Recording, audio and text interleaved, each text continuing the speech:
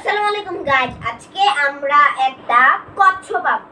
কচ্ছপ আঁকার জন্য ফার্স্টে আমরা একটা এমনি করে গোল দিব। গোল দেওয়ার পরে দেন আমরা এখান দিয়ে আরো একটা গোল দিব। দেন এখান দিয়ে একটা, এখান দিয়ে একটা, এখান দিয়ে একটা, আবার এখান দিয়েও একটা। সো এখন আমরা এটাকে এমনি কতগুলো ঘুরে ঘুরে পেঁচা দিতে পারবো। তারপর আমরা এখান দিয়ে দিব, দেওয়ার পর ওর একটা লেজ দিব। তারপরে ভিতর দিয়ে আরো একটা গোল দিব। সো গোল দেওয়ার পরে আমরা কিছু ডিজাইন দিব।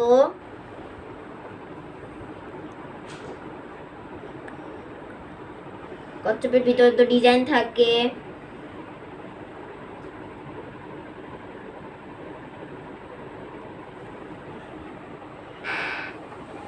তারপর আমরা ওর চোখ দিব। সো গাইস, আজকে আমাদের একটু পর্যন্ত complete. Okay guys, bye bye. Okay guys, শুনুন কচ্ছপের জীবনটা কেমন এটা অবশ্যই কমেন্ট করে জানাবেন।